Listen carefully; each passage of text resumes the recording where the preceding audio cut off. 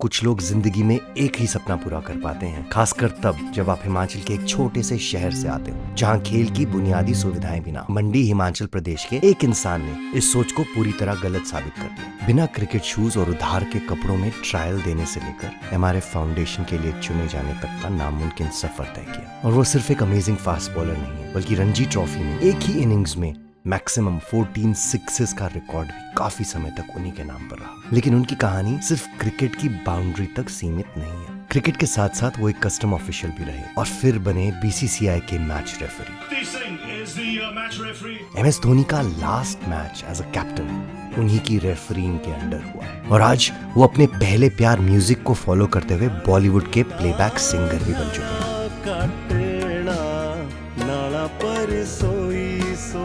एक ही शख्स लेकिन चार अलग जिंदगियां। ये कहानी है खुद को बार बार नया रूप देने की, अपनी जिद की, अपने पैशन की।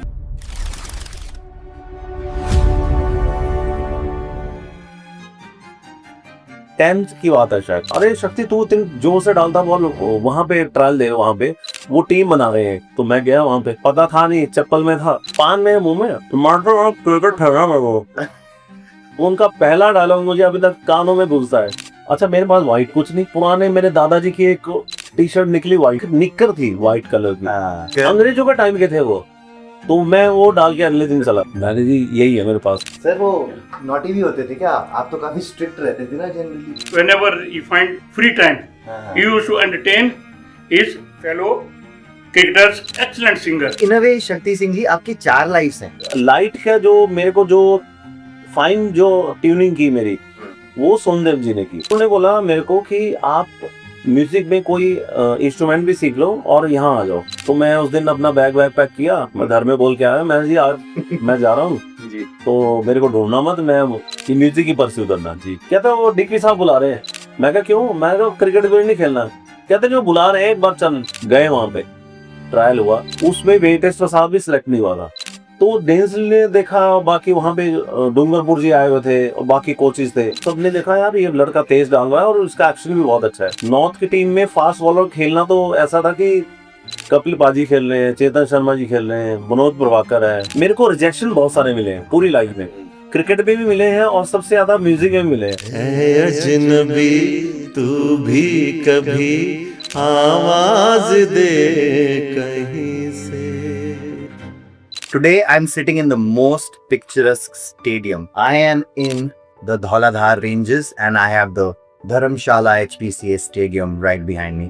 और यहाँ पर मुझे अपॉर्चुनिटी मिली है मेरे बचपन के आइडल शक्ति सिंह जी से मिलने की। और very warm welcome to the Jodcast Shakti भैया। Thank you Rahul ji. It is so great कि इतने सालों के बाद हम आपको वापस देख पा रहे हैं और आपका क्रिकेटिंग जर्नी इतना इंस्पिरेशनल है हिमाचल के सब लोगों के लिए। उन्हें ये नाम हमेशा याद रहता था शक्ति से।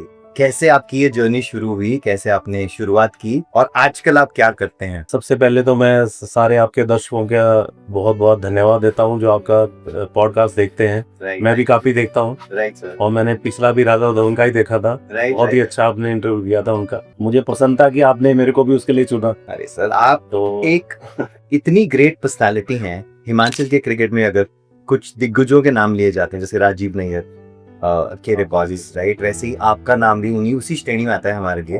कैटेगरी थोड़ी अलग है, यानी he was a batsman and I was a bowler. Yes, yes. He is also a world record holder for slowest double century in the world. Slowest double century in the world का record उनका है। और सबसे ज्यादा एक innings में Sixers मारने का रिकॉर्ड आपका है, even though you are a fast bowler. It was actually, but now somebody else has it. Himachal में उस वक्त जब शायद स्पोर्ट्स के लिए फैसिलिटीज भी बहुत लिमिटेड थी, कैसे आपकी जर्नी शुरू हुई? उस टाइम पे रणजी ट्रॉफी भी नहीं थी। हाँ, हमारे रणजी ट्रॉफी के जो ट्रायल मैचेस हुए जिसके कारण हमें रणजी ट्रॉफी मिली है। 85 में शायद हमारा फर्स्ट रणजी ट्रॉफी हुआ है। 84 में वो मैचेस हुए, 83 में हुआ। उसमें मैं स्टैंड में स्कोर कार्ड लगाता था। जो मंडी में मैच हुआ था जिसमें बिशन सिंह बेदी जी आए थे, उसमें मैं स्टैंड में वो लगा रहा था score card. Himachal as a state का रिप्रेजेंटेशन नहीं था, रणजी था मगर रणजी में नहीं था। अच्छा, रणजी में नहीं था, जबकि J&K वगैरह बहुत पहले से चल रहे थे। ये क्यों था सर, ऐसा क्यों था? हमारी टीम उस टाइम पे पहाड़ थे, कोई ग्राउंड नहीं था। ग्राउंड सिर्फ ऊना में था एक ग्राउंड, और एक चंबा में और मंडी में। चंबा में भी कोई ग्राउंड ऐसा नहीं था जिसमें चौगान के पास एक कहाँ चौगान था, नीचे भी एक दूसरा ग्राउंड बाद में, बहुत बाद में बनाया 96 में, लेकिन उससे पहले कुछ नहीं था वहाँ पे। यानी चंबा में क्रिकेट नहीं हो सकता था उसमें, यानी नेशनल नहीं हो सकता था। राइट। सिर्फ मंडी में नेशनल हुआ है और ऊना में हुआ है स्टार्टिंग। हमारी सिर्फ अंडर 19 वगैरह के मैचेस होते थे जो स्टेट के थे उससे पहले। और इस स्टेट की टीम ही नहीं थी। टीम ही नहीं थी।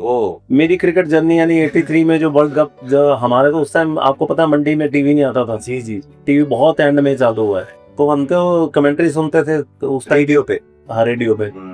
तो वर्ल्ड कप जीते, तो उसके बाद जब देखा तो कपिल देव जी हमारे वो लाए वर्ल्ड कप, तो उसमें सब इंस्पायर हो गए उससे जी।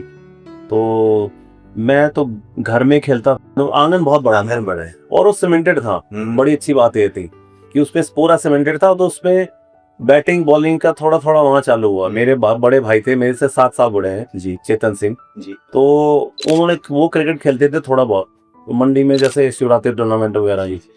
तो वहां से उन्होंने मेरे को डिफेंस कैसे होता है वो सिखाना चालू किया। फिर मैं बाद में जो उस टाइम पे खेलते थे मेरे भूतू चाचा जी, अनिल सेन जी, उनके घर पे जाता था, वो भी सीमेंट पे वहां पे खेलते थे जी। तो उन कैच करवाने की मैं डरता था बॉल से, तो उन्होंने मेरा डर खत्म किया। कहता है काटता नहीं है बॉल, ऐसे पकड़े उसको। तो वो स्टार्ट हुआ वहां से। भगवान मल्ला हमारा मुहान बोलते जी हैं जी जी जी। उसमें एक बड़ा सा एक एरिया है एरिया चट्टे की तरह। हाँ, तो उसमें क्रिकेट वहां चालू हुआ वो कॉर्क के बॉल से। राइट।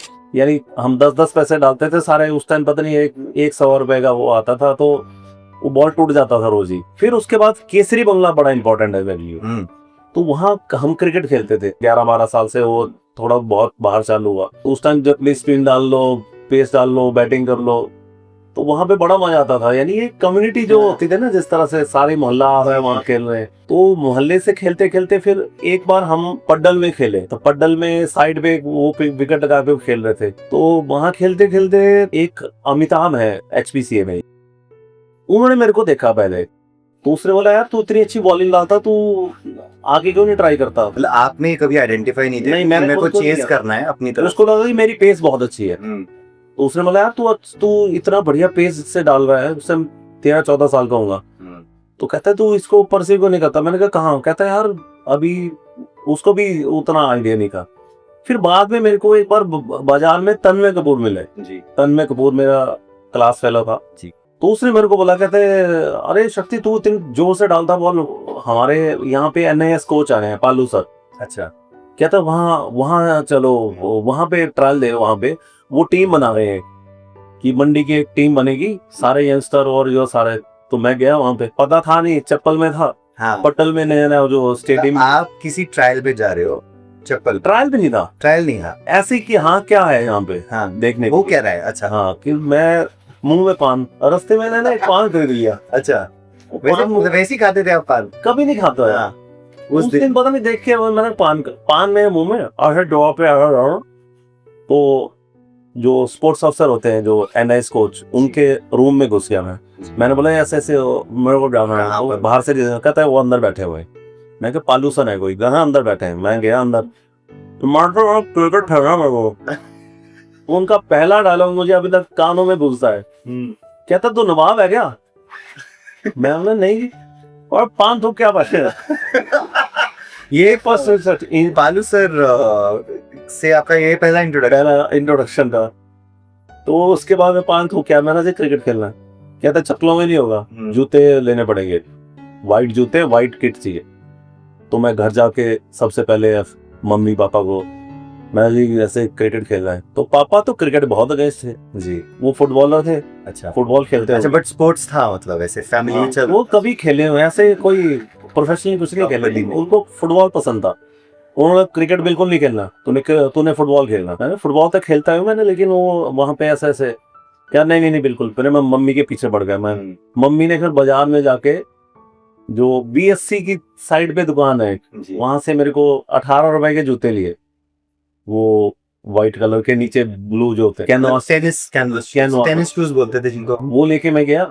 अच्छा, मेरे पास व्हाइट कुछ नहीं, व्हाइट पुराने मेरे दादाजी की एक टी शर्ट निकली व्हाइट, अभी मुझे याद आ रहा है, आई एम इमेजिनिंग कि और नीचे एक निक्कर थी व्हाइट कलर की, हाँ, ऐसे शॉर्ट्स पहनकर, अंग्रेजों के टाइम के थे वो, तो मैं वो डाल के अगले दिन चला टी शर्ट और शॉर्ट्स पहनकर आप अपना ट्रायल नहीं मैं पाया गया हूँ हूँ में बस कि मैंने जी वो कहता है क्या है यार, कहता है ऐसे कैसे, मैंने जी यही है मेरे पास, कहता नहीं नहीं वो ट्रैक सूट चाहिए या पैंट चाहिए, तो मैं वहां पे बड़ा परेशान हो गया, मेरे पास तो है नहीं, घर में भी कोई व्हाइट मिली नहीं मेरे को। तो सबसे पहले मेरे को वहां पे ये जस्सी जो है, जस्सी बाजी, जी जी जी तो वो मिले, वो खेल रहे होते इंटर डिस्ट्रिक्ट वगैरह उस टाइम पे चलता था, जी, तो उन्होंने मेरे को ना वो अपनी पैंट दान कर दी, लोअर मिल गया आपको, लोअर मिल गया, यानी प्रॉपर पैंट थी वो। जी जी कहते इसको तू कटवा ले यार अपने साइज से, मैं बहुत पतला था, बिल्कुल हड्डी एकदम, जी, यानी वेट मेरा 40-50 किलो होगा। हाँ, तो वो लेके गया मैं एक हमारे वहां पे सिलवाने के लिए, हमारे मोहल्ले में ही थे करोडू राम जी दर्जी, तो उनके पास गया मैंने, ये तरह काट दो, कहते हैं नया ना ये नहीं करते हम, नहीं होते, मैं बड़ा पीछे पड़ा, 1 हफ्ते 2 हफ्ते उन्होंने फिर मेरे को काट कूट के वो बना के दी, तो वहां से मेरा क्रिकेट चालू हुआ। मेरे पास एक सरप्राइज है, ये आप लगा लीजिए। जॉडकास्ट के थ्रू अब हम शक्ति भैया को मिलने वाले हैं, तो any message, any memory that you have of him? Shakti, when you think about Shakti, means a complete cricketer, dedicated, disciplined, and determined man. So I just came across during his beginning days. Right.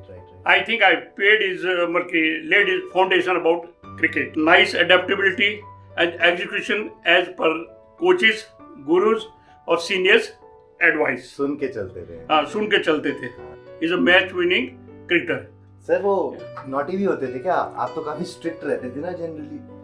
Naughty in the sense whenever he find free time, he used to entertain his fellow cricketers or others. He is a very good, excellent singer. Right. गाने में कोई message दे दीजिए। आँखों में नूर, दिल में उजाले नहीं रहे, जलवे वही हैं, देखने वाले नहीं रहे। राहों की ज़हमतों का तुझे क्या सबूत दूं, मंजिल मिली तो पाँव में छाले नहीं रहे। शक्ति, I want to sing with you. Right. पल भर भई नैना हो जिंदे, पल भर भई नैना हो जिंदे। राइट, सो ये है पालू सर जिन्होंने बहुत कंट्रीब्यूशन किया है शक्ति जी की लाइफ में, एंड ये मैसेज हम शक्ति सिंह को भी सुनाएंगे।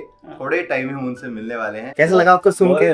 पुरानी यादें कुछ ताजा हुई? बिल्कुल, बहुत स्ट्रिक्ट थे ना, उनके कारण बहुत सारी चीजों से हम बचे उस टाइम पे। राइट। बहुत सारी चीजें से बहुत स्ट्रिक्ट थे।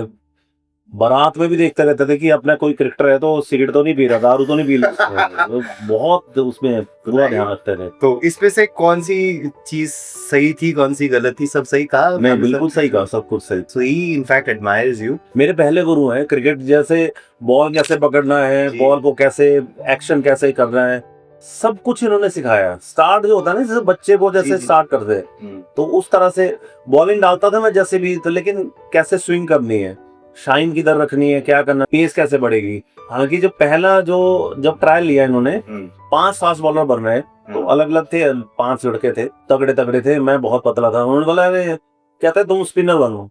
मैं नहीं बनूंगा स्पिनर। अच्छा, उनकी एडवाइस आपको ये थी पहले कि तो तुम ऑफ स्पिन डालोगे।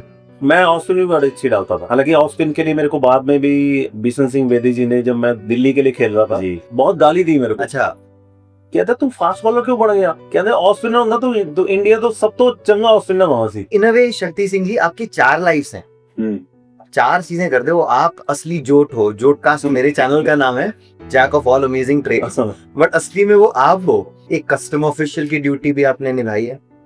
अब I think you left that job in 22। Cricket तो आपका पैशन ही था, आप रेफरी भी हैं, म्यूजिक से भी आपका ताना बाना बुन चुका है, और आप कुछ मूवीज में भी आप आ चुके हैं। बैलेंस कैसे करते हो आप? बैलेंस करने की कोशिश करते हैं, लेकिन बैलेंस ऐसा था कि आपको चीज पता होगी कि हिमाचल में हर आदमी सिंगर है बेसिकली। तो मैं भी ऐसे गाता था। तो मेरे स्कूल में, लेकिन मैं स्टेज पे डरता नहीं था, यानी सेकंड थर्ड में फोर्थ में तो मैं फ्लुएंट था कि जैसे गाने के लिए बोला मैं खड़ा होके फटाक से गाना चालू कर देता था। उसके बाद जैसे स्कूल में उसमें विजय हाई स्कूल में आ गए, तो 8th 9th में उस टाइम भी मेरे को रिजेक्शन बहुत सारे मिले हैं पूरी लाइफ में। क्रिकेट में भी मिले हैं और सबसे ज्यादा म्यूजिक में मिले हैं। ऐसा क्यों कह रहा है? म्यूजिक में, क्योंकि म्यूजिक में मैं 6th में था, 6 से लेके 8 तक मैं उसका ट्रायल देता रहा। उस टाइम ग्रुप सॉन्ग होता था स्कूल का जी उसके लिए मैं देता था, जो ऑडिशन होते थे। जी जी। ऑडिशन में सारे बच्चे आ जाते थे, तो मैं खड़े थे, जैसे एक लाइन बोलने वो निकाल देते तब तक। मतलब अच्छा नहीं था आपका? वो रूम अभी भी दिखता था मेरे को। हाँ मैं विजय हाई स्कूल का रूम देखता हूँ ना, अभी तो रिनोवेट हो गया। हाँ तो उसमें बिल्कुल स्टार्टिंग में इस तरह का रूम था जो प्रिंसिपल का था, जी या हेडमास्टर बोलते थे, जी जी हेडमास्टर का। तो एक तरफ से ऐसे था और दूसरी तरफ निकलने का था। एग्जिट था तो अंदर हमारे थे चिंतामणि सर जी। तो जैसे अंदर आता था कोई सिंगर एक लाइन गाने वो ऐसे फेंक देते थे, दूसरा है चल, नहीं गाने नहीं देते थे। तो मेरे को लगा ये, मैंने बोला कि मेरा एक लाइन तो सुन लो, कहता है हो गया तेरा। तो बाद में एक हांडा जी थे मास्टर, उन्होंने मेरे को सुना पहली बार। मैंने डॉन फिल्म का गाना गाया उनके सामने, और शन्नू महाजन मैडम थी, उन्होंने पहली बार मेरे को सुना जब मैं 8th में था।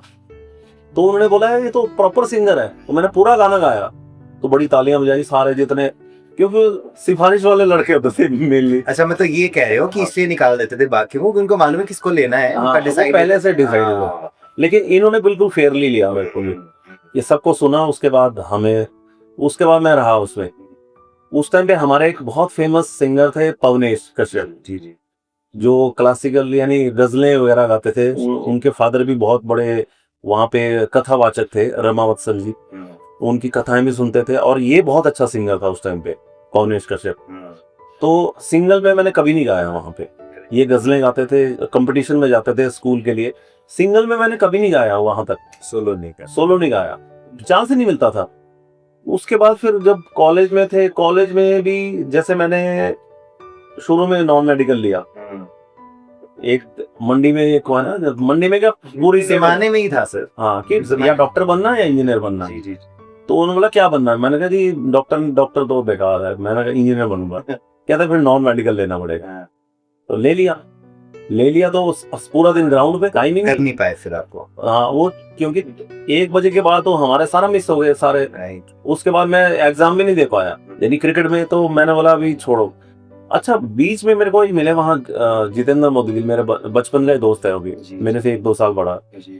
तो उसने मेरा गाना सुना, यानी सुनता तो वैसे ही था, लेकिन कुछ सेमी क्लासिकल कुछ गाना था अनूप जलोटा का, वो अलग कहता है अब तू पागल है, तू नॉन मेडिकल ले, तू तो आर्टिस्टिकल म्यूजिक आर्ट्स ले और ये म्यूजिक सब्जेक्ट ले। तो मैंने कहा अगली साल यार, इस साल तो हो गया मेरा, मैंने कहा कुछ नहीं कर सकता। तो वो 6 साल छोड़ दिया। अगली साल मैंने पीयूसी होती थी उस टाइम पे, पीयूसी BA1 BA2 पीयूसी मैंने लिया वहां पे। फिर मैंने उसमें एक्सेल किया, उसमें अच्छे नंबर आए। फिर मैंने, और मेरे हर यानी पीयूसी से लेके फाइनल तक हमेशा फर्स्ट डिवीजन रही म्यूजिक के कारण, क्योंकि म्यूजिक में 90+ तो आना ही है, प्रैक्टिकल और वो मिला के। तो प्रैक्टिकल में भी पूरे नंबर मिल जाते थे। ये टाइम पे आपके पास चॉइसेस थी, म्यूजिक को चेज करना है कि क्रिकेट को, या फिर नहीं इस वक्त तक नहीं थी? म्यूजिक उस टाइम नहीं थी। हाँ उस टाइम तो पहले स्टडी है ना, कि पहले तो था ग्रेजुएट होना है सबसे पहले इम्पोर्टेंट, यानी मोस्ट इस टाइम तक भी आपका ये फोकस नहीं था कि मुझे स्पोर्ट्स पे जाना है? स्पोर्ट्स तो कर ही रहे हैं, खेल रहे थे, मगर ये खेल लेते, करियर बनाना है। BA1 में मैं रणजी ट्रॉफी में आ गया था। अच्छा क्रिकेट में इतनी रिजेक्शन हुई हैं।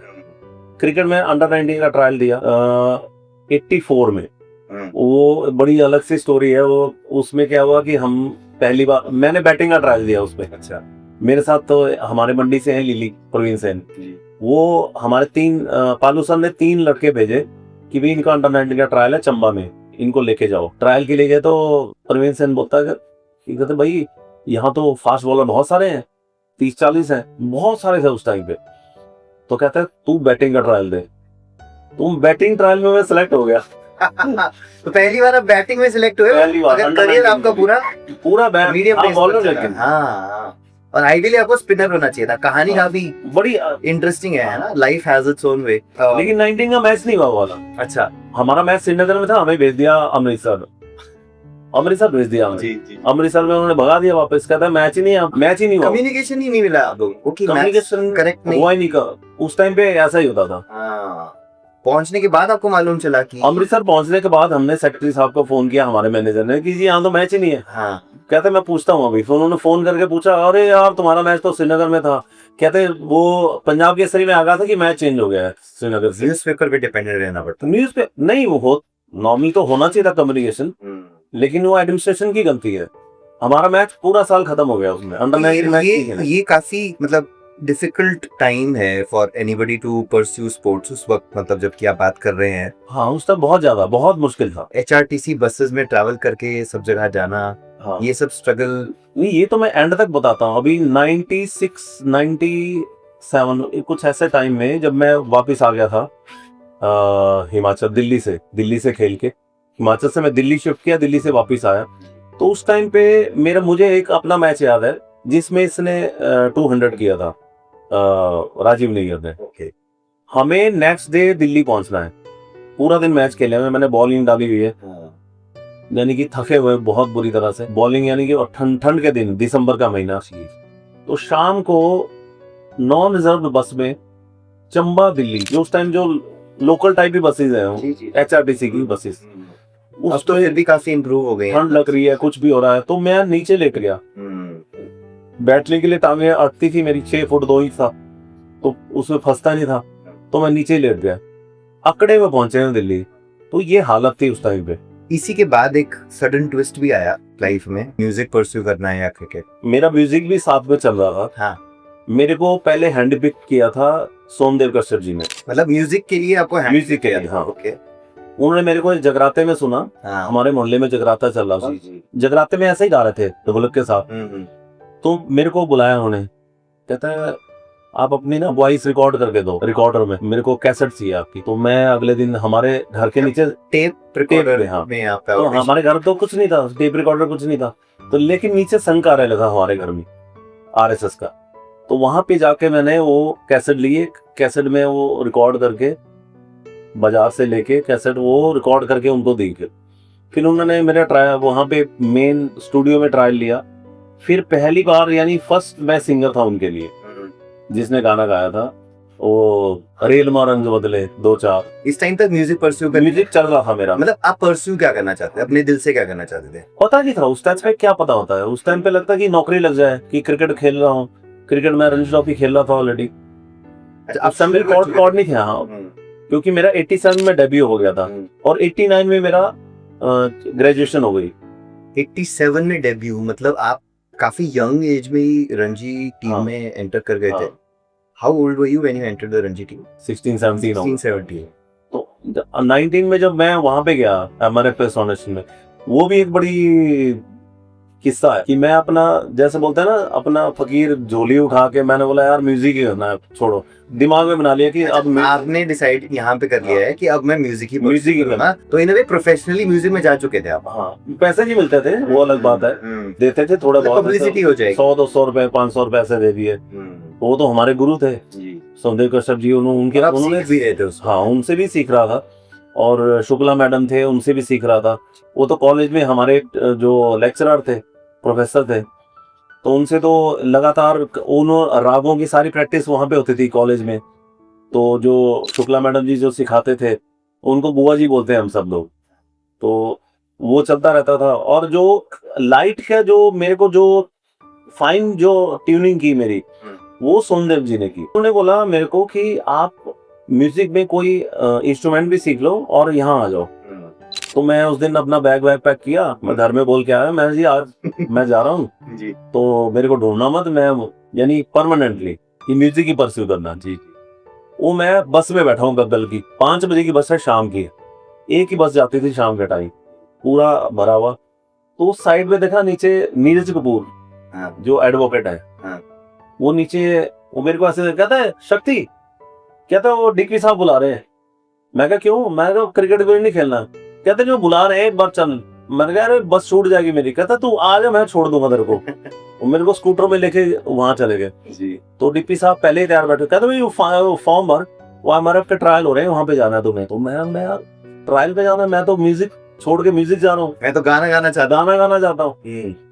लेकिन इतनी, मैंने बोला इतनी बड़ी अपॉर्चुनिटी है कि हमारे पर्सन है। फिर मेरे को लगा एक बार दे दो ट्रायल। हालांकि लग रहा था कि वहां क्या सिलेक्शन होगी, क्योंकि पूरे इंडिया के सारे टॉप क्लास, हम अपने आप को बड़ा छोटा मानते थे उस टाइम पे हिमाचल में ना, कि यार हमारा पता नहीं कैसे। गए वहां पे, ट्रायल हुआ, उसमें वेंकटेश प्रसाद भी सिलेक्ट नहीं हुआ था, हूँ। जो 4 लेने थे उसमें से। अच्छा, आप और उसी ट्रायल में वेंकटेश प्रसाद भी? उसमें वो भी था, उसको नेक्स्ट बैच में लिया फिर। जी। सो मतलब यहाँ पर लगभग मेरी रिसर्च अगर सही है तो कुछ 200 लोग के साथ 200 के आसपास थे। हाँ, तो लगभग लगे होते थे। हाउ डिड इट हैपन कि उन्होंने आपको हैंड पिक किया वहां पर? क्योंकि उन्होंने देखा मैं डेनिस ली की एक्शन में बॉल डाल रहा हूँ। आप उन्हीं का ही? हाँ, मैं अपने आप को उन पे मॉडल कर लिया था। 87 में 87 में एक वो आती थी टीवी पे, गावस्कर प्रेजेंट्स। तो उसमें मैंने डेनिस ली का एक्शन देखा, ऐसे चल के मैंने कहा ये तो एक्शन बहुत अच्छा है। तो मैंने अपना ट्राई किया, तो देखा बॉल भी बड़ी तेज निकली। तो मैंने उसी पे मॉडल कर लिया अपने आप को, तो अभी तक वही एक्शन है।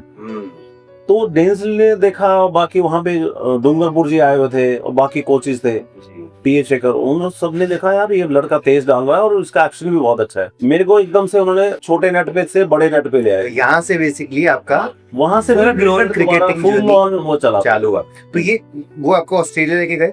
ऑस्ट्रेलिया लेके गए, एक्सपीरियंस? ग्रेट एक्सपीरियंस हाँ। 91 में। लेकिन उसमें एक ही प्रॉब्लम आई कि उसमें हमारा यहाँ का जो सीजन मिस हो गया। वो सीजन वहां पे मेरे को वेंकटेश ने समझाया, कहते यहाँ तो विकेट ले रहा है, कहते ये इंडिया में विकेट लेगा तब काउंट होंगी ना, यहाँ खेल के ऑस्ट्रेलिया में खेल रहा है या कहाँ खेल रहा है। तो इंडियन सीजन के साथ जब मैच वो होना चाहिए, तो इंडिया में आप विकेट लोगे तब तो इंडियन टीम में आओगे, राइट? अदरवाइज तो आपका यहाँ जितने वो विकेट लेते रहो। और वो एक्सपीरियंस बहुत काम आया बाद में। यानी उसके बाद यानी कि मैं वापस आया 92 में, मैं फिर हिमाचल से खेल रहा था उस टाइम पे, काफी विकेट ली मैंने। फिर विल्स ट्रॉफी में खेला उसी साल 92 में। अलग अलग लीजेंड भी आते थे वहाँ पे। तो मदन लाल जी आए वहाँ, तो मदन लाल जी ने मेरे को देखा, मेरे को बड़ा पसंद किया उन्होंने। तो टीएच शेखर सर थे हमारे, उनको बोला यार ये लड़का कहाँ से है, कहता है हिमाचल से ही है। तो वो भी बेसिकली हिमाचल से ही है। तो उन्होंने मेरे को बुलाया, कहने थे की कर रहा है तू, कहना तो हिमाचल तो खेल रहा है। मैं कहा हाँ हिमाचल से खेल रहा हूँ। वो कह रहा है हिमाचल में छोड़ यार, किसी बड़ी टीम से खेल। राइट। तो मैंने बोली कैसे, मैंने कहा वो रवि शास्त्री जी ने भी बोला था, वो खिलाना चाहते थे बंगाल से या उधर से बिहार से, तो वो बोले 1 साल बाहर बैठना पड़ेगा। रवि शास्त्री ने मेरे लिए बहुत ट्राई किया था। मतलब आपको किसी और जगह से खिलवाकर? उन्होंने बोला कि हिमाचल से आप इंडिया नहीं खेल सकते उस टाइम पे, जो सिनेरियो था उस टाइम का। जी सर। कि छोटी टीम वाले को देखते ही नहीं थे। और मैं नॉर्थ जोन की टीम में नहीं आ सकता था। नॉर्थ जोन की टीम में भी आऊंगा तो 11 नहीं खेलूंगा, चाहे जितना मर्जी को। अच्छा ऐसा। हाँ, तो मेरे को फिर मगर मुझे ये समझ में नहीं आ रहा कि एट द टाइम जब वेंकटेश प्रसाद को भी सिलेक्ट नहीं किया डेनिस, आपको किया, और उसके बावजूद Venkatesh Prasad got into the India team and you did not, do you ever regret that? लगता है कि डिफरेंटली कुछ और कर सकते थे और पहले दिल्ली चले जाते, क्या चांस मिलता? नहीं, दिल्ली तो वैसे जा नहीं सकते थे, क्योंकि छोटी टीम से बड़ी टीम में पहली बार कोई आ रहा था इमीडिएटली नहीं। हाँ, लेकिन वहां भी ट्रायल हुआ मेरा दिल्ली में। जब उन्होंने मेरे को फोन किया मदन लाल जी कि भाई यहाँ ट्रायल है, ओपन ट्रायल है, आप आ जाओ, अगर बाकी भी सिलेक्टर आपको सिलेक्ट करेंगे तो देखते हैं। फिर उन्होंने बोला दिल्ली के लिए आना, जब एमआरएफ में मेरे को बोला दिल्ली आना। मतलब मदन लाल जी ने आपको इन्फ्लुएंस किया ये दिल्ली आने के लिए, चेंज करने के लिए। बट इस टाइम पे एक बहुत इंटरेस्टिंग रिकॉर्ड आपने बनाया था एक रणजी मैच में, तो can you take me back to that moment? हाँ, वो लेट मी टेल यू कि 26 साल तक दिस रिकॉर्ड वाज स्टैंडिंग। 26 साल के बाद जाकर के ये रिकॉर्ड टूटा है, और ये रिकॉर्ड था एक ही मैच में 59 मिनट्स में एक सेंचुरी कंप्लीट करने का, जिस इनिंग्स में 14 सिक्सेस का रिकॉर्ड शक्ति भैया के नाम पर है।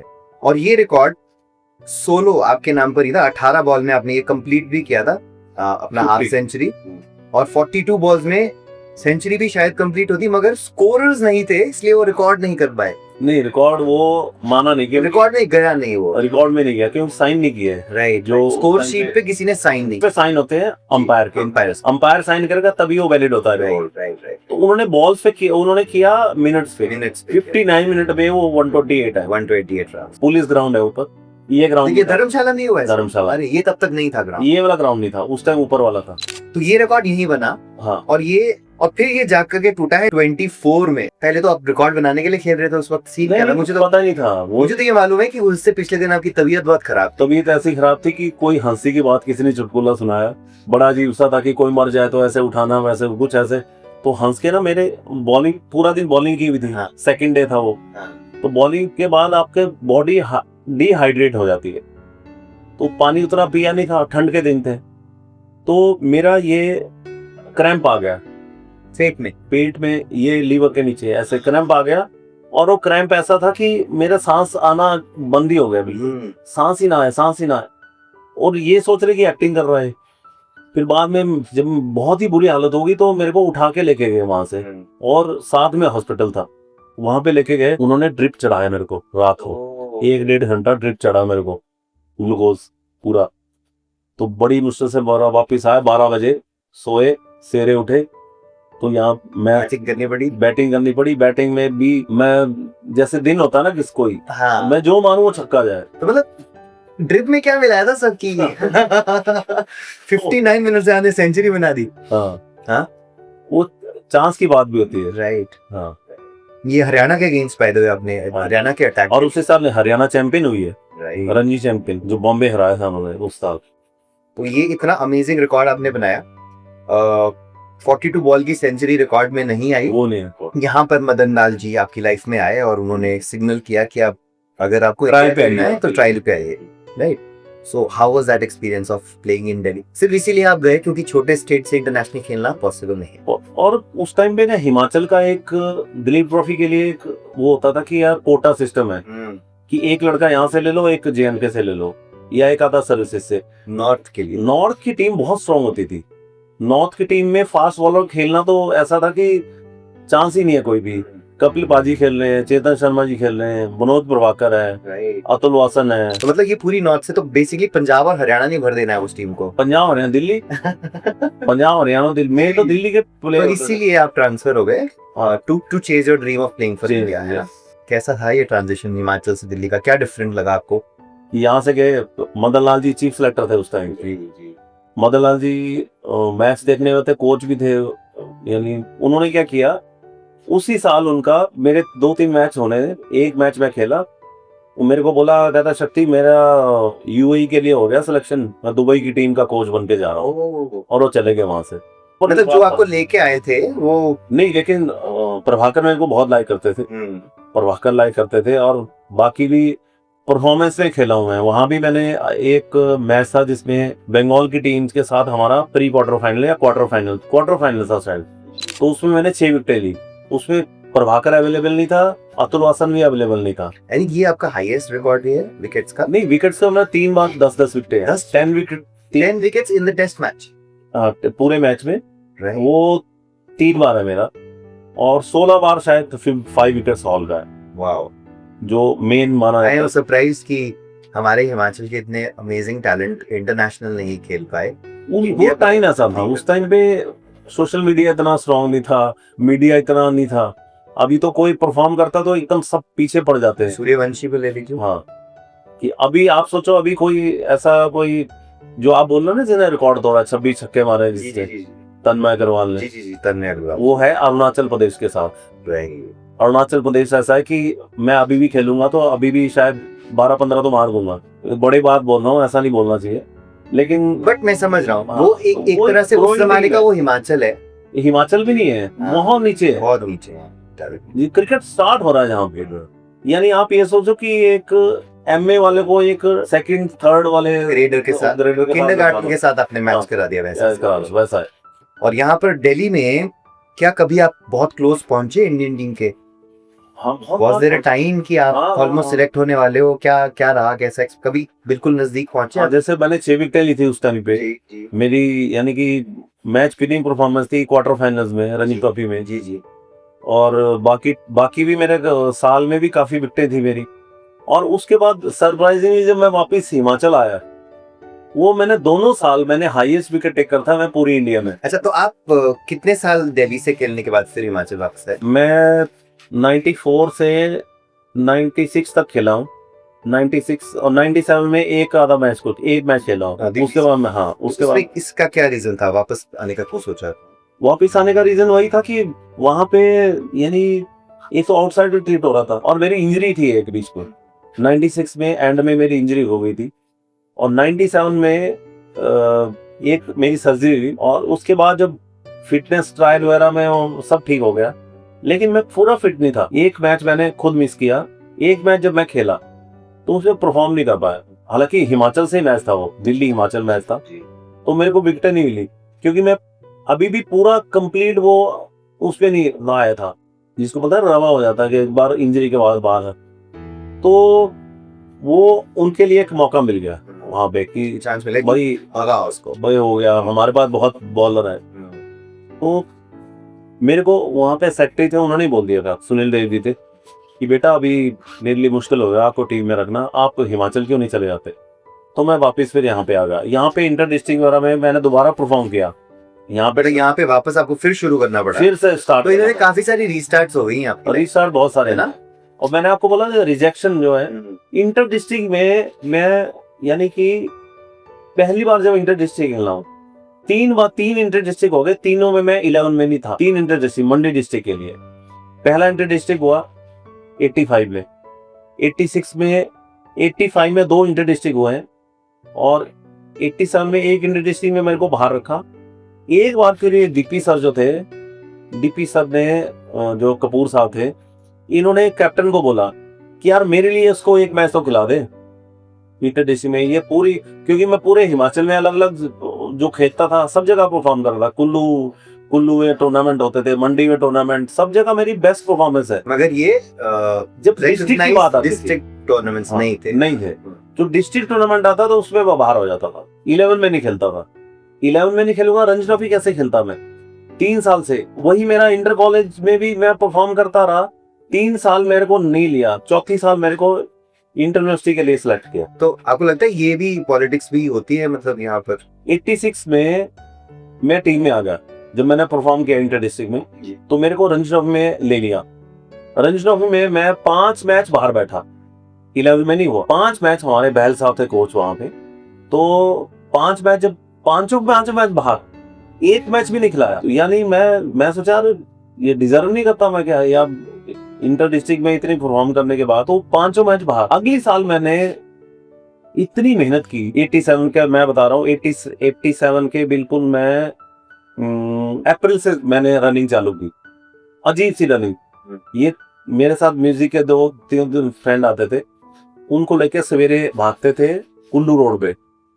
पहले 2 किलोमीटर जाते, 2 आते थे, बाद में 6 किलोमीटर जाते थे, 6 किलोमीटर आते थे, और रास्ते में पत्थर के बॉल लगे, पत्थर फेंकता रहता था मैं, आती बार जाती बार। एंड्योरेंस क्रिएट करना। हाँ, कि मैंने वो सुना कि हेराल्ड हॉलवुड जो है वो ऐसे करता था, वो पत्थर फेंकते थे, ये करते थे, तो अपने आप को यानी कि स्ट्रॉन्ग बनाने के लिए। और लंबी रनिंग बहुत ज्यादा की मैंने उस टाइम पे।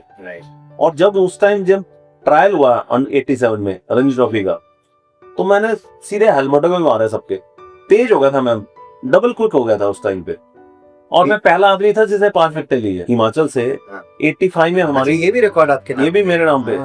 85 में हमारी हिमाचल की टीम बन गई थी। 85 में 5 मैच, 86 में 5 मैच, कोई 5 विकेट किसी के नहीं थे। 87 में मेरा 3rd मैच था। 3rd मैच बिना, मैं जे.एंड.के से जे.एंड.के के खेला, पहले 1 विकेट थी, फिर पंजाब से खेला, 1-2 विकेटें थी, फिर 3rd मैच मेरा इनसे था, हरियाणा से ही था, गुड़गांव में। कपिल देव और चेतन शर्मा खेले थे उसमें आपने 5 विकेट लिए मैंने, और मेरे को बेस्ट बॉलर का अवार्ड मिला। हरियाणा की फेवरेट टीम है। और मेरे को क्या मिला, एक गैस स्टोव मिला। अरे, और वहां पे अभी हमारे गैस नहीं आती। 87 हमारे घर में तो कुछ नहीं था, चूल्हा ऐसे रखा रहा, 2-3 साल के बाद वो यूज किया, अभी तक पड़ा हुआ। एक मेरे माइंड में सवाल है कि ये सिचुएशंस थी हिमाचल को, जो ट्रीटमेंट मिलती थी या टीम्स ही नहीं थी, फैसिलिटीज नहीं थी, किसका सबसे ज्यादा कंट्रीब्यूशन रहा है इसको डेवलप करने में आपके हिसाब से? देखिए, इससे दो इसके पहलू हैं। सबसे पहले तो इससे पहले जो थे उन्होंने अपने अपने टाइम में बहुत कुछ करने की कोशिश भी की होगी, लेकिन उस टाइम पे इंफ्रा था नहीं, इंफ्रास्ट्रक्चर वगैरह, कोई स्टेडियम नहीं थे, कुछ नहीं था। मंडी में जैसे बाहर आए है, ये सारा चेंज हुआ है और हम थर्ड क्लास बसों में घूम रहे हैं, ये कर रहे हैं। उसके बाद जैसे ही अनुराग ठाकुर जी आए, उन्होंने हेड बने एसोसिएशन के। हाँ, वो हेड बने, सेक्रेटरी बने थे शायद पहले तो उन्होंने पहली बार हमारा जो मैच था एक, उसमें उन्होंने यहाँ से हमें हैदराबाद फ्लाइट में भेजा, दिल्ली से। दिल्ली से था सारा फ्लाइट। पहली बार हम फ्लाइट में, यानी उससे पहले एक बार गए थे फ्लाइट में, जब जम्मू से श्रीनगर गए थे 89 में रणजी के मैच। रणजी मैच। और हमें अच्छे होटलों में रुका। पहली बार देखा कि अच्छे होटल कैसे होते हैं, नहीं तो उस टाइम पे ऐसा था कि एक रूम में 3-3 लड़के और चलने की जगह नहीं है। रणजी ट्रॉफी मैच है हरियाणा के अगेंस्ट भिवानी में, 89 में के बाद बता रहा हूँ। और हम सराय में रहे हैं, धर्मशाला जो होती है ना, धर्मशाला में रुके हुए थे। जी जी, मतलब बजट्स नहीं थे। बजट तो अनुराग जी ने ये कैसे चेंज किया? अनुराग जी ने एक्चुअली कमर्शियल उनके कारण हुआ, जो हिमाचल में क्रिकेट है। और लोगों में एक हुआ है कि हम भी जीत सकते हैं, पहले उसकी ड्रॉ कर लो यार, किस तरह ड्रॉ कर लो। तो एक फाइटिंग यार कि नहीं जीतना यार, हमने जीतना है। Player also himself. He was a player, he was a very good player. Under 19 वगैरह सब कुछ खेले हुए हैं पंजाब से। राइट। वो आए, उसके बाद अरुण धूमल जी आए यहाँ पे। तो इनके कारण जो क्रिकेट चेंज हुआ है। अब सबसे पहले तो यही आप देख लीजिए ग्राउंड, उसके चक्कर में उनको पूरी दुनिया ने गालियां दी है हिमाचल में। जितना भी इस विरोधी थे, जितना भी इस ग्राउंड की तारीफ कर सकता हूँ कम ही पड़ेगी। लेकिन उस टाइम पे कितना क्रिटिसाइज हुआ है। उस टाइम के आप कटिंग निकालोगे, पूरा हिमाचल में सबने ऐसी तैसी कर दी कि ये क्या आप कर रहे हो, ग्राउंड क्यों बना रहे हो, इतने पेड़ कट गए, ये हो गया। लेकिन उसके कारण आप देखो, ये पूरी दुनिया का सबसे सुंदर ग्राउंड माना गया है। करेक्ट। और यहीं बैठ करके हम कर रहे हैं एक अमेजिंग पॉडकास्ट, एक अमेजिंग पर्सनालिटी के साथ। राइट। सो अनुराग जी को आप कह रहे हैं कि ये क्रेडिट आप देते हैं सबसे ज्यादा। राइट। अब थोड़ा आपके बाकी के बहुत सारे करियर्स हैं, तो इस टाइम पे आप कस्टम्स की जॉब कब से आपकी शुरू हुई? कस्टम भी मैं जब एमआरएफ में था, एक मैच चल रहा था टी नगर में। पहला टूर्नामेंट है वो डे नाइट, तो वहाँ मैच चल रहा है। मैच में मैंने 2-3 मैचों में मेरे हाईएस्ट रन 70-80 रन बनाता था, 4 विकेट। तीनों मैचों में ऐसा हुआ। तो वहाँ पे सेंट्रल एक्साइज से लोग आए होते हैं। अच्छा। उन्होंने बोला कि आप सेंट्रल एक्साइज क्यों नहीं ज्वाइन करते? पहले जो इंस्पिरेशन होती थी हिमाचली लोगों को खेलने की, मतलब आप कह रहे हैं वो ये थी कि कोई ना कोई जॉब लग जाएगी अच्छी, गवर्नमेंट जॉब लग जाएगी, कोटा जो उस पे स्पोर्ट्स कोटा में उनको जॉब, ये मतलब मेनली ये रीजन रहता था। मेरा भी यही था कि भाई कहीं जॉब लग जाएगी तो शादी कर लूंगा। राइट। अदरवाइज भाई सरकारी नौकरी तो शादी नहीं होगी। राइट। सो कैसा रहा कस्टम्स का सफर? बहुत अच्छा रहा। बैलेंस कैसे करते थे आप अपनी जॉब और पैसे? बैलेंस तो क्रिकेट, मैं तो क्रिकेटर था तो स्पोर्ट्स के लिए थोड़ा अलग रहता है, तो स्पोर्ट्स के लिए ज्यादा वो देते हैं, छुट्टी ज्यादा मिलती है। 2 बजे का आपका निकल सकते हो ग्राउंड के लिए। वो हमारा ऑफिशियल एक ऑर्डर हो जाता था कि भाई ये प्लेयर जो हैं, ये टूर्नामेंट आने वाला है तो इनको छुट्टी देनी है, 2 बजे के बाद आप ग्राउंड पे रहिए। तो मैं 2 बजे के बाद तो यानी सेंट्रल एक्साइज कस्टम में भी मैं ग्राउंड पे रहा हूँ, यानी डिपार्टमेंट का ही लिए खेला। ऑफिशियली हो तो ऑफिशियली अलाउड रहता है स्पोर्ट्स वालों के। तकरीबन 16 साल तक एक्टिवली हिमाचल को रणजी में रिप्रेजेंट करने के बाद यू रिटायर्ड फ्रॉम क्रिकेट, मगर आपने क्रिकेट का प्यार नहीं छोड़ा। वो छूट नहीं सकता। रेफरिंग के एग्जाम आपने दिए और अब आप एक रेफरी हैं, मैच रेफरी हैं। हाँ, राइट। एक बहुत क्रिटिकल मैच जो डोमेस्टिक मैच था, धोनी का फाइनल कैप्टनशिप का मैच, वो भी आपने ऑफिशिएट किया है। हाँ, वो इंग्लैंड के साथ था। इंग्लैंड की टीम आई हुई थी। इंग्लैंड ए के साथ नहीं, इंग्लैंड की टीम, पूरी की टीम। और इंडिया का नाम इंडिया ए या कुछ ऐसा रखा हुआ है, मतलब एक प्रैक्टिस मैच था, लेकिन पूरी इंडिया की टीम थी। जी जी जी। तो वो टॉस, वो मैं उसमें यानी विटनेस था। कैसी मोमेंट थी वो धोनी को, मतलब धोनी का farewell match as a captain आपने कंडक्ट किया? लेकिन रेफरी जो एक जज वाली पोस्ट होती है, उसमें आप इंटरेक्ट भी नहीं ज्यादा कर सकते। आपको निष्पक्ष रहना है और अपने आप को साइड पे रहना है। डिसिप्लिनरी वगैरह अगर कुछ होने लेने होते, क्योंकि अगर मैं किसी प्लेयर से फ्रेंडली हो जाऊं, किसी कोच से, किसी जैसे किसी का फोटो खिंचवा रहे हैं, तो मैं उसको फाइन कैसे करूंगा बाद में? फाइन करते हैं आप? फाइन करने का काम रेफरी का है ना, कि किसने जैसे लड़ाई झगड़ा हो गया किसी को जी या किसी ने गाली दे दी या बैट मार दिया है, कुछ कोई भी उल्टा सीधा कर दिया या ओवर शॉट हो गए, तो मैं जिस कैप्टन के साथ फोटो खिंचवा रहा हूँ बाद में बोलेगा यार अभी फोटो खिंचवा रहे थे, अभी तुम फाइन करो। राइट राइट, तो मतलब हमें आप डिस्टेंस बना के रखें। डिस्टेंस, जैसे जज भी किसी ज्यादा इंटरेक्शन नहीं कर सकते ना। जी, जी। आपने देखा होगा जी। डिस्ट्रिक्ट जज जो होते हैं या कोई भी जज, मतलब क्रिकेट के आप जज बन चुके हैं आप? जज टाइप की जॉब है ना ये। राइट। आपने आईपीएल में भी ऑफिशिएट किया है? आईपीएल में आप पैनल भी हैं? 2020 से, हाँ, ये 2020 से ऑपरेशन। बट ऐसा कभी ऐसे हुआ है कि मतलब आपको किसी एक पर्टिकुलर प्लेयर को देख करके लगा यार इसने बहुत अच्छा काम किया, इसकी तो प्रेज करना चाहता हूँ, मगर ऑफिशियली नहीं कर सकते? मैंने वैभव सूर्यवंशी का फर्स्ट मैच किया है। अच्छा, फर्स्ट मैच, उस टाइम 12 साल का था, और 2023 में ये मैच चल रहा था अपना चंडीगढ़ में, सेक्टर 26 का जो स्कूल है, राइट, उसमें था। तो हमने देखा यार इतना छोटा सा बच्चा, गोलू सा था ये, तो आया बिहार से मैच हरियाणा का, हरियाणा के लंबे तगड़े तगड़े बॉलर, वो पहली बॉल छक्का, दूसरी बॉल छक्का, तो इतना उसने मारा, फियरलेस है वो, फियरलेस एकदम, और बच्चा सा, वो गोलू सा था ऐसे बिल्कुल। तो मैच खत्म हुआ तो उसने 100 किया शायद, तो मैंने उसके लिए लिखा काफी कुछ बोर्ड के लिए।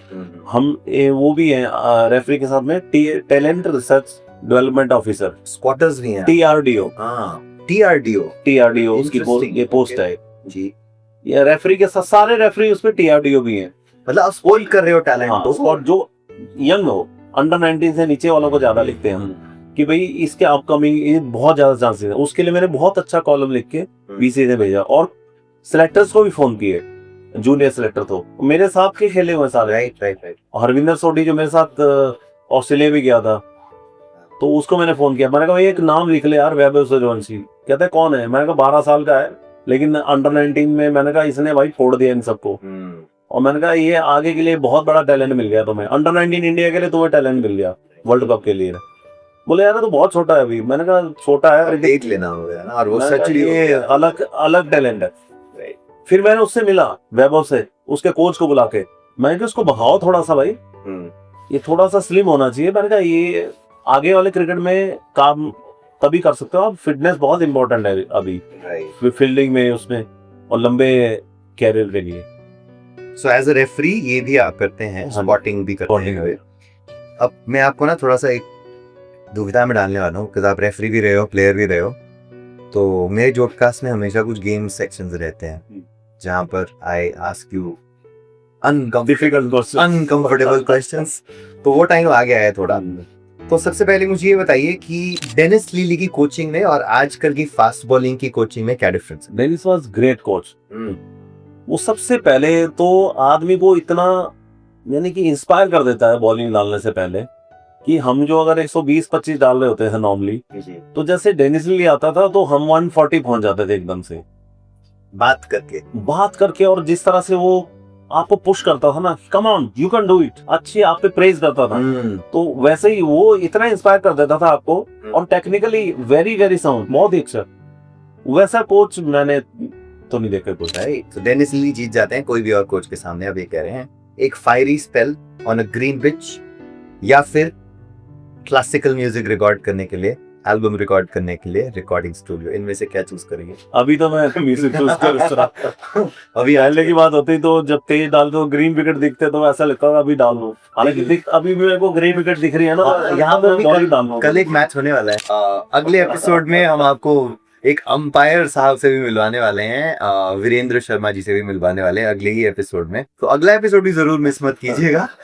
वो भी और भी इंटरेस्टिंग होने वाला है। और अभी फ्रेशली वो इंडिया अफगानिस्तान सीरीज भी करा के आए हैं, और इस साल वुमेन टूर्नामेंट भी कराया उन्होंने, मेंस T20 भी कराया है। ICC empanelled first umpire from Himachal, वो अगले पॉडकास्ट में आने वाले हैं। बट अभी शक्ति जी की तरफ वापस चलते हैं। अब आसान है स्पोर्ट्स, स्पेशली क्रिकेट को एज अ करियर चूज करना? जितना आसान है उतना कठिन भी है। कैसे? क्योंकि ये मैं समझा नहीं। आप स्टार्ट कर सकते हैं लेकिन आपको बहुत ज्यादा मेहनत करनी पड़ेगी, क्योंकि आपका कंपटीशन कुछ करोड़ बच्चों से है इंडिया में। राइट। कुछ करोड़ बच्चों से जो कि रोज प्रैक्टिस कर रहे हैं।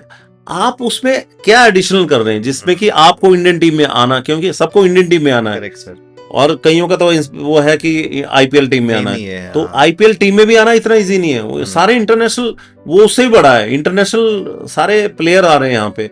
But compare to earlier times, जैसे आपका टाइम उससे तो था, बहुत इजी है। आप- उससे मैं कंपैरिजन करूंगा अपने टाइम से, तो इस टाइम पे हिमाचल में छोटे छोटे गांव में भी एकेडमीज खुली हुई हैं। जैसे आप सोच सकते हो गग्गल में एकेडमी चल रही है, जी जी जी, हटगढ़ में एकेडमी चल रही है, और वो पूरी प्रोफेशनल ट्रेनिंग करा रहे हैं उनको। तो आपको नए प्लेयर उसी से मिलेंगे। आई थिंक एग्जाम्पल्स हमारे सामने हैं, जैसे राघव की आपने बात की, हाँ। राघव का छोटा भाई ऋषि धवन सही टाइम पे शुरू किया, और the first person to represent India India from Himachal, और उनको भी मैं चेस कर रहा हूँ पॉडकास्ट के लिए, तो please stay tuned and keep subscribed, क्योंकि डेफिनेटली उनका भी फटाफट हमें पॉडकास्ट करना है। बट राघव ने भी मुझसे ये बात की जब मैंने राघव का पॉडकास्ट किया था, कि हिमाचल में शायद फिर भी कंपैरेटिवली आसान है एट अ रणजी लेवल पहुंचना, मतलब एट अ स्टेट लेवल पहुंचना। उसके बाद जो गैप दिखता है, बिल्कुल उसको ओवरकम करना इज द की थिंग, क्योंकि जैसे आपने कहा करोड़ों लोग खेल रहे हैं क्रिकेट, या सबका सपना है, कॉम्पिटिटिव बहुत है। सो अगर आप भी भैया क्रिकेट खेलना चाहते हो या रिप्रेजेंट करना चाहते हो किसी भी स्टेट को, मेहनत बहुत करनी पड़ेगी, इज द की मैसेज जो आप कह रहे हैं ना, बहुत ज्यादा। बट आजकल चांसेस ज्यादा हैं कि ज्यादा है। एकेडमीज और फैसिलिटीज बहुत और फिर भी मैं बोलूंगा कि एकेडमिक भी आपका रिकॉर्ड अच्छा होना चाहिए। राइट, ऐसा नहीं कि आप बिल्कुल छोड़ ही दो। एक प्लान मत बनाओ, हाँ, जैक ऑफ ऑल आर्टिस्टिक हाँ, ट्रेड्स। मैंने देखा दिल्ली में बहुत सारी एकेडमीज हैं, लोकल एकेडमीज जिनको बोलते हैं, उसमें बच्चे आते हैं सवेरे से शाम तक क्रिकेट खेलने। उनको पूछो भाई पढ़ाई, कहता है जो छोड़ दीजिए, हमने नहीं चल रही थी पढ़ाई। तो भाई पढ़ाई मत छोड़ो यार, आपका ये एक बहुत ही गंदी सिचुएशन पहुंच रही है बहुत जगह पे। अगर आप क्रिकेट नहीं खेल पाए, आपने अगर किसी लेवल पे नहीं पहुंचे, तो आपको जॉब कहां से मिलेगी, क्या करोगे आप? So it's better to keep options, because success मिलता है, बट हर एक को भी ना मिले, ये भी पॉसिबल है। ये भी पॉसिबल है। बट आप खुद चार चीजें चलाते हो साथ में अपनी लाइफ में। चलाए एक टाइम पे आपने कस्टम जॉब, क्रिकेट, हाँ, म्यूजिक, और फिर क्रिकेट को छोड़ा तो आपने रेफरिंग पकड़ी। 3 चीजें तो आप एक साथ कर ही रहे हो, तो इसके लिए टाइम कैसे निकालते हो? टाइम देखिए, मॉर्निंग का जो अर्ली मॉर्निंग रियाज रहता है, एक सिंगर को अपने गले को, रोज रियाज करते हो? ऑलमोस्ट। अब तो बेटी थोड़ा इंस्पायर कर देती है, नहीं पापा आज नहीं किया। तो खर्च का रियाज होता है जो क्लासिकल में, यानी लाइट वालों को भी करना पड़ता है, जिसमें कि बेस स्वर लगाने पड़ते हैं। उसमें मंद्र सप्तक में आपको नीचे नीचे नीचे जाना है, तो कहां तक आप जा सकते हैं? हाँ, लाइक दैट। ओके सर, आपने इतनी सिंगिंग की बात की, और अगर एक सिंगर है हमारे पास जो कि मूवीज में भी गाने गा चुका है, उससे अगर हम ये रिक्वेस्ट ना करें कि हम एक छोटा सा पार्ट आप गा करके सुना दें, तो बहुत अजीब रहेगा हमारी ऑडियंस के लिए। नहीं, छोटा नहीं, बहुत सारे गाना, बहुत सारे नहीं, सिंगर को आप माइक दे दो, छोड़ता नहीं है सर। माइक तो आपके सामने बहुत टाइम से, बट आपने काफी कंट्रोल किया। मैं चाहता हूँ एटलीस्ट 1-2 लाइंस आप हमें जरूर जैसे पालू सर ने बोला, जैसे वो गाना गाया जी जी, पल भर बैल लेना, वो मेरा यूट्यूब पे भी है। अच्छा, यूट्यूब चैनल पे जी जी। और एक और 2-3 गाने हैं। एक मैंने जो उनसे कश्यप साहब से लिया था गाना, उनके राइट, मैंने उनको राइट लेके किया है, राइट, तो वो मैंने अपने चैनल पे डाला हुआ है। बहुत सारे आपने मूवीज में भी गाने गाए? हाँ जी, मूवीज में उन 3-4 आई थिंक आप गाने अभी तक 4 गाए तो बहुत सारे हैं जी, और मैंने कम से कम 30 गाने गाए होंगे, लेकिन वो हाउस, लाइफ पार्टनर नहीं, वो रिलीज ही नहीं हुए, कभी रिलीज ही नहीं हुए। अच्छा, और भी गाए हैं, मगर वो गाए 30-40 गाने गाए हैं फिल्मों के लिए, लेकिन वो कभी रिलीज ही नहीं हुए, क्योंकि बीच में फिल्म बंद हो गई। स्ट्रगल जो आपने कहा आपकी लाइफ में कहीं ना कहीं है, बट आई एम श्योर ये भी सक्सेसफुल होगा, जैसे आपका रणजी करियर सक्सेसफुल हुआ। Customs, in any case you were an official for such a long time. 2-3 बार मैं रहमान को भी मिला हूँ, लेकिन रहमान को गाना नहीं सुना पाया अभी तक। आपको अगर चॉइस दी जाए कि मुझे किसी म्यूजिक प्रोड्यूसर के साथ गाना करना है, कंपोजर के साथ गाना करना है, who will be your first love? First love will be A.R. Rahman. A.R. Rahman? He's a magician, right? Magician, जो उनका गाना ग्रो करता है। चलिए मैं आपकी चॉइस आसान कर देता हूँ, तो रहमान साहब का बेस्ट गाना जो आपको लगता है, उसकी आप 1-2 लाइन जरूर सुना दीजिए। ऐ अजनबी तू भी कभी आवाज दे कहीं से, मैं यहाँ टुकड़ों में जी रहा हूँ, मैं यहाँ टुकड़ों में जी रहा हूं तू कहीं टुकड़ों में जी रही है ऐ अजनबी तू भी कभी आवाज दे कहीं से। ब्यूटीफुल शक्ति सर। आई एम श्योर आप एक नहीं कई गाने गाएंगे फ्यूचर में, and I hope A R Rahman इनको जरूर चांस दे देना। नहीं, उन्होंने बोला है, बोला कहते है? मेरे को बोला, कहते उन्होंने गाना नहीं सुना, मेरे को जी। एयरपोर्ट में मिले, जी। उसको 2-3 बार मिले, तो मेरे को देख के बड़ी देर देखते रहे। वो कहते आप मेरे लिए बहुत सारे गाने गाओगे, लेकिन अभी आपका टाइम नहीं आया। पता नहीं क्या सोच के बोला, चलो ईश्वर करे कभी सुने वो। या और अगर भूल गए हो मिस्टर रहमान तो प्लीज याद कराने के लिए ये पॉडकास्ट जरूर देख लीजिए, and I will try to make sure कि ये आप तक जरूर पहुंचे। पहाड़ी नहीं सुना अभी आपने? हाँ बिल्कुल सर, बताइए। वो जो पालू सर गा रहे थे, जी जी जी, जो पल बोला भर। कि वो उनसे सुनना, पल तो भर। वो गाना पल भर, वो मेरा one of the favourite, most favourite गाना है हिमाचल के लिए। जी। पल भर बई लैना हो जिंदे, पल भर बई लैना हो जिंदे, इस बो बड़ो टूरी छावा छावा, इस बो बड़ो टूरी छावा छावा, पल भर बई लैना हो जिंदे, पल भर बई लैना हो जिंदे, हो जिंदे, हो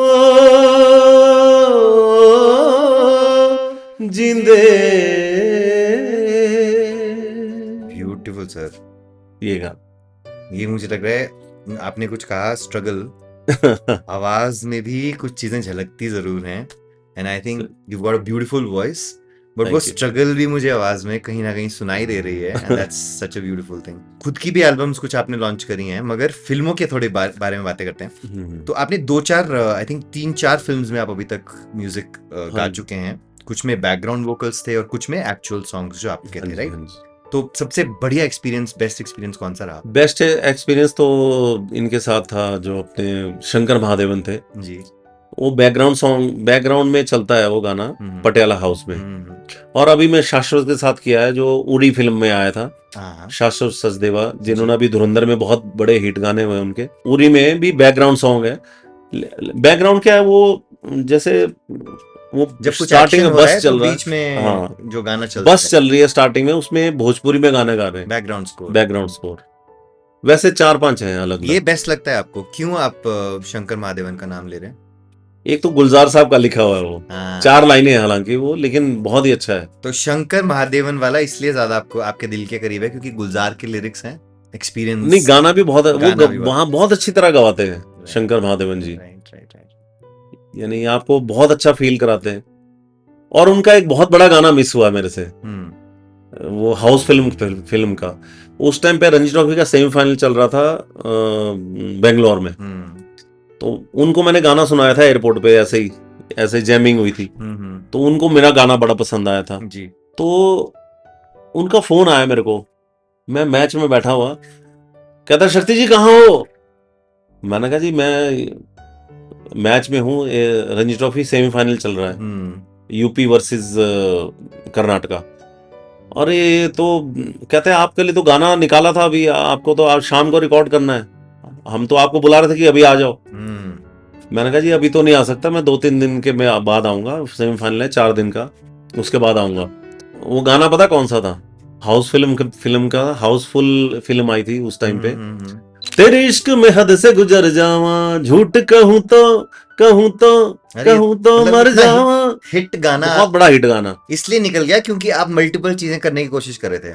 मैं वहां था, बेंगलोर में था, बॉम्बे में होता तो फिर भी कर लेता। इसी पे हम जो बात कर रहे थे ना कि हाँ। टाइम मैनेजमेंट कैसे कर पाते हाँ। हैं, एक ना कहीं कुछ ना कुछ अनु मलिक ने बुलाया, उस दिन भी मिस हुआ। राइट उसमें कुमार मंगल जी ने बोला था कि ये गाना गाएंगे, उनको भी मेरा गाना पसंद था। जी। हालांकि उनकी फिल्म में गाया मैंने, अतिथि तुम कब जाओगे में, हाँ, लेकिन उसमें जो अमित मिश्रा जी थे, वो म्यूजिक डायरेक्टर थे, उन्होंने मेरी वॉइस के साथ अपनी वॉइस जोड़ दी। ऐड कर दिए। तो जो गाना वो अपनी वॉइस उन्होंने ऊपर रखी हुई है, वो गाना दब गया पूरा।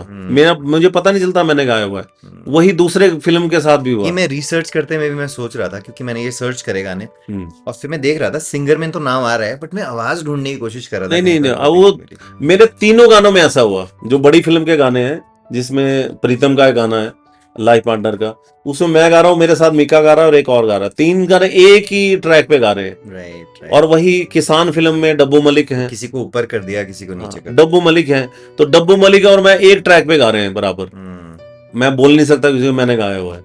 बट आपने एक इंस्पायर भी किया है शिवरंजनी को। शिवरंजनी इज शक्ति भैया की डॉटर, और वो एक सक्सेसफुल प्लेबैक सिंगर भी है, राइट? तो आपने काफी इंस्पायर किया होगा, आई एम श्योर आप ही की जर्नी से ही वो सीखी हैं।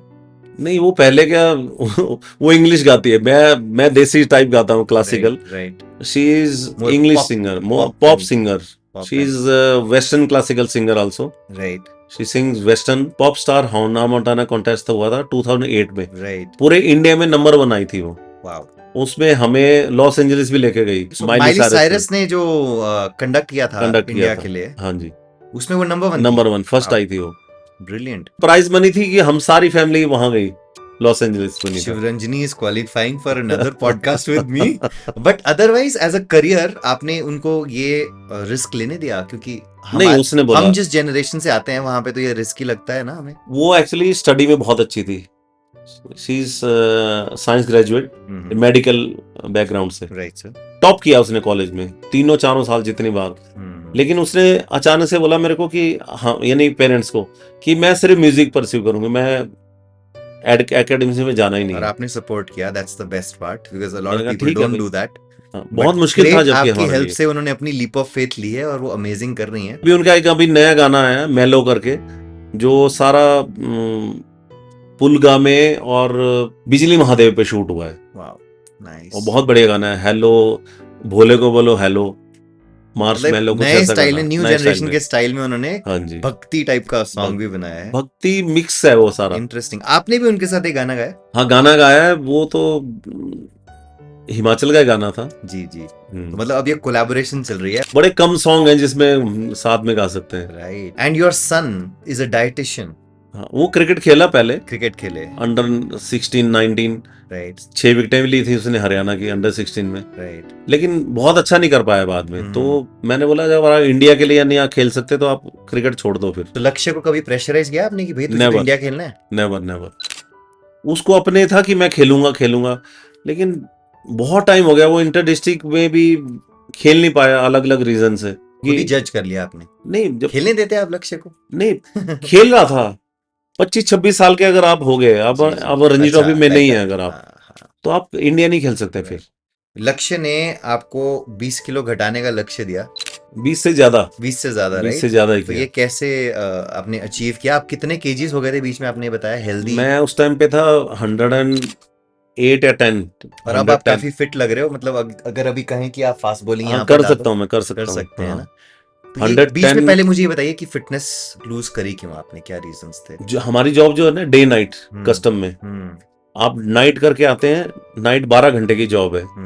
12 घंटे का मतलब 2 घंटे पहले जाना है, 2 घंटे बाद में। या कोई केस बन गया तो 16 घंटे भी, 2 दिन भी वहां रहोगे। राइट। आपका कोई टाइम ही नहीं है सोने उठने का, खाने का। साइकिल। रात को 2 बजे खा रहे हैं, सवेरे 4 बजे खा रहे हैं, लंच 4 बजे हो रहा है, अगले दिन सो रहे हैं, सोने के बाद अगले दिन फिर आप डे ड्यूटी में जा रहे हैं, 2 दिन आप ऑफ मिलता है। करेक्ट। तो वो बहुत ही शेड्यूल बहुत ही खराब हो जाता है उससे, आपको पता नहीं चलता, आपका बीपी बढ़ जाता है, सब कुछ सारा कुछ चालू हो जाता है उसमें, बहुत ओवर हो जाता है उसमें। सो 2022 में आपने ये कस्टम्स का जॉब भी छोड़ दिया और हाँ। कंप्लीटली अब आप सिर्फ रेफरिंग की तरफ हाँ, और सिर्फ सिंगिंग की referee। तरफ ध्यान हाँ दे जी। रहे हैं, है ना? हाँ जी। तो ये लक्ष्य ने जो टारगेट दिया, इसको अचीव करने के लिए सीक्रेट क्या था आपका?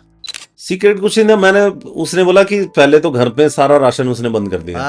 कि चावल नहीं आएगा, रोटी नहीं आएगी, दाल नहीं आएगी, ये नहीं आएगा। उसने ये कहा सर कि आपने मुझे क्रिकेट नहीं खेलने दिया, अब देखो मैं आपका खाना बंद करता नहीं, हूं। उस टाइम खेल रहा था। अच्छा, खेल रहा था। कहता है ये नहीं आएगा, वो नहीं आएगा, और उसी टाइम लॉकडाउन भी हो गया।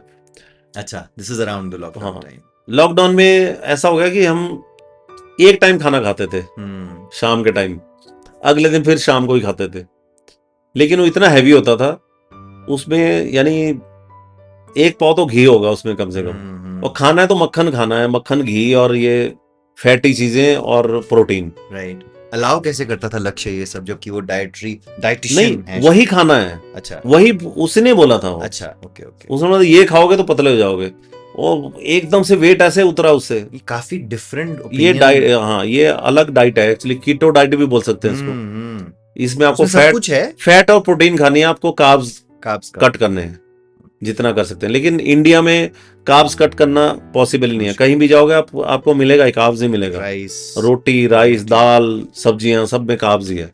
आलू। उसमें आपको फिर नॉन वेज पे जाना पड़ता है keto maximum. Diet is the secret for you losing 20 kgs। और लक्ष्य ने अपना लक्ष्य नहीं, लेकिन वो 1 ही साल किया, उसके बाद तो मैं फिर इंटरमीडिएट डाइट पे हूँ ज्यादा।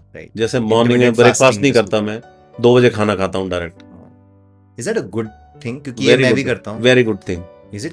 ओके। बहुत ही हेल्दी चीज है। मेरी माँ काफी सुनाती है, सब सुनाते हैं, लेकिन इससे बढ़िया कुछ नहीं है। मेरा एक्चुअली साइकिल ही कुछ ऐसा है कि मैं खाता ही पहला लंच हूँ। हाँ, मैं भी पहला लंच ही खाता हूँ। Is that a good thing you are saying? Very good thing. या उससे आपके सारे जितने भी पैरामीटर सब कंट्रोल में रहते हैं।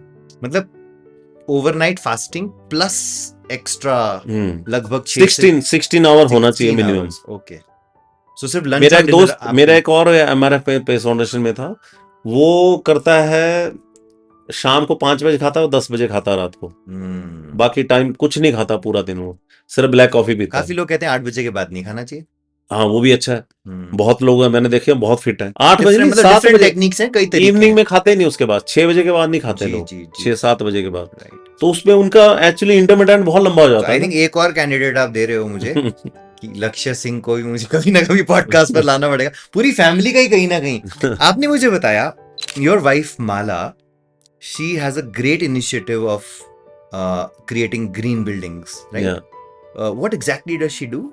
डॉक्टर माला सिंह, राइट?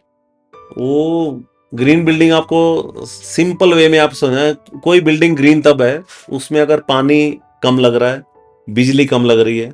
2 चीजें मेन है, पानी कंजर्व कर रही है या पानी भी और बिजली भी। जी जी।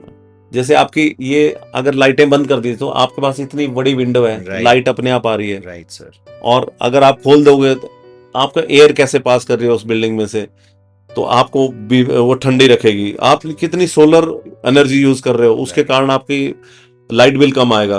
राइट। वो अपने आप grow green building this is all that she does. और जितने आप ग्रीन अपने आप लगा सकते हो। तो वो उनकी खुद की कंपनी है? हाँ, अपनी कंपनी है। Very nice. PEC grinning India. PEC grinning India. Grinning India. परिवार में सारे ही लोग पॉडकास्ट के लिए क्वालिफाई करते हैं किसी ना किसी टाइप का। 1-2 सवाल और मैं आपसे करूंगा, and then I know that आपका कल का स्केड्यूल भी है यहाँ पर। I would let you rest as well and prepare for it. कई बार ऐसा भी हुआ होगा कि आपके साथ खेलने वाले लोग ही अब फील्ड में हैं, मगर आप रिटायर हो चुके हो। किसी को डिसिप्लिनरी फाइन करना कितना डिफिकल्ट होता है? डिफिकल्ट नहीं होता। जब आप एक जज की कुर्सी पे होता है ना, तो पंच परमेश्वर आपने सुनी होगी कहानी जी, जो आपने इनकी प्रेमचंद जी की, मुंशी प्रेमचंद जी, जी, की। जी, जी, जी। जब आप जज की कुर्सी पे होते हो तो आपके लिए सब कुछ बराबर है। फिर राइट।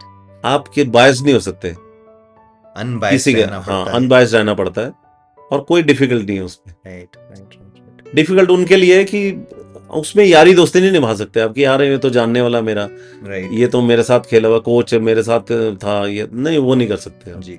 एक और मैं लास्ट सवाल पूछना चाहता हूँ। आपने 42 बॉल्स में 100 किया 1990s में। उस रिकॉर्ड को हिस्ट्री बुक में डालना है हमको।